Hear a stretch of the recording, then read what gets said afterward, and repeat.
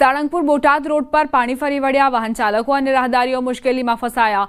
સતત પડી રહેલા વરસાદ અને ઉપરવાસમાં આવી રહેલા પાણીના પ્રવાહના કારણે બરવાળા સાળંગપુર બોટાદ રોડ પર પાણી ભરાયા। ધંધુકાના પૂર્વ ધારાસભ્ય અને ગુજરાત પ્રદેશ કોંગ્રેસ બક્ષીપંચ મોરચાના પ્રદેશ પ્રમુખ રાજેશભાઈ ગોહિલ પણ વિસ્તારની મુલાકાતે પહોંચ્યા। બોટાદ જિલ્લાને હાલ આવતીકાલ સવારે 6 વાગ્યા સુધી રેડ એલર્ટ જાહેર કરાયો છે।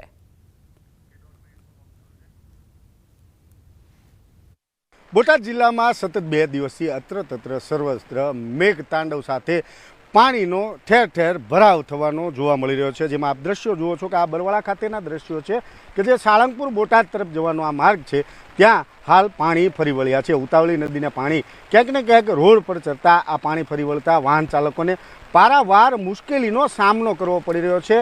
દ્રશ્યોમાં જુઓ છો તે પ્રકારે બાઇક ચાલક હોય કે કાર ચાલક હોય, મહા મુસીબતે પાણીમાંથી પસાર થઈ રહ્યા છે અને એક પ્રકારે કહી શકાય કે જોખમ પણ ખેડી રહ્યા છે। ત્યારે આ સમગ્ર ઘટનામાં નિરીક્ષણ કરવા માટે ધંધુકા મત વિસ્તારના પૂર્વ ધારાસભ્ય અને કોંગ્રેસના બક્ષીપંચ મોરચાના પ્રદેશ પ્રમુખ એવા રાજેશભાઈ ગોહિલ પણ અહીં નિરીક્ષણ માટે નીકળ્યા છે। રાજેશભાઈ, આપ કયા વિસ્તારમાં નિરીક્ષણે નીકળ્યા છો અને શું પરિસ્થિતિ લાગી રહી છે આપને?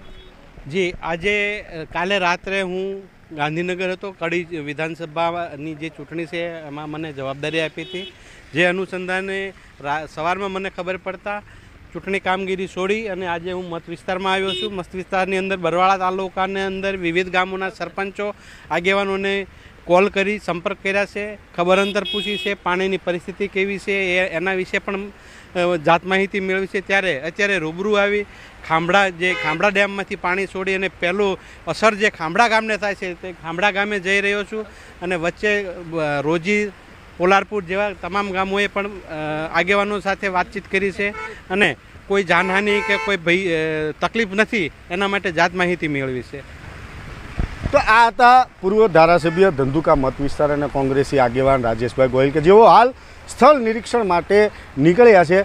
બરવાળાની સ્થિતિ હાલ બોટાદ જિલ્લામાં સતત ને સતત વણસી રહી છે। ઉપરવાસમાંથી આવી રહેલા સતત પાણી તેમજ બરવાળા તાલુકાની જીવાદોરી સમાન ગણાતા બંને ખાંભડા અને ગુંદા ડેમમાંથી હાલ દરવાજા ખોલવામાં આવ્યા છે। સાથે જ બોટાદ જિલ્લાને આવતીકાલે સવારે 6 વાગ્યા સુધી હાલ રેડ ઝોન તરીકે રેડ એલર્ટ આપવામાં આવ્યું છે। ત્યારે સમગ્ર વિસ્તારમાં હાલ સ્થિતિ વધુ વણસે તો નવાઈ નહીં। વિજયસિંહ ચુડાસમા, ન્યૂઝ 18 ગુજરાતી, બરવાળા।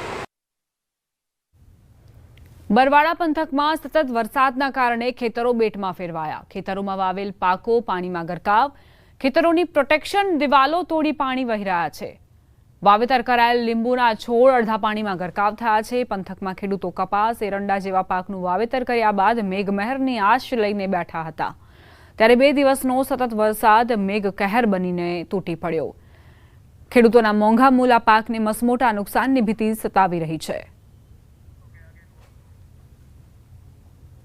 બોટાદ જિલ્લામાં સાર્વત્રિક 2 દિવસથી મેઘતાંડવ છે તે મેઘતાંડવને લઈ આ ખેતરો જે છે તે પાણીમાં ગરકાવ થઈ ચૂક્યા છે। આ છે બરવાળા કુંડલ રોડ પરનું ખેતર કે જ્યાં આપ જોઈ શકો છો વાડીમાં લીંબુનો પાક વાવેતર કરેલો છે, ત્યારે આ લીંબુના જે છોડ છે તે અડધા જેટલા પાણીમાં ગરકાવ થઈ ચૂક્યા છે। આ સતત વરસેલો વરસાદ અને ઉપરવાસમાંથી આવી રહેલા પાણી ખેતરોને ધમરોળી રહ્યા છે। ખેતરો હાલ બેટમાં ફેરવાયા હોય તેવી સ્થિતિનું નિર્માણ થયું છે। સાથે જ ખેતરોની જે પ્રોટેક્શન વોલ હોય છે તે પ્રોટેક્શન વોલો પણ હાલ પાણીના સતત વહેતા પ્રવાહને કારણે તૂટી ચૂકી છે અને પાણી જે છે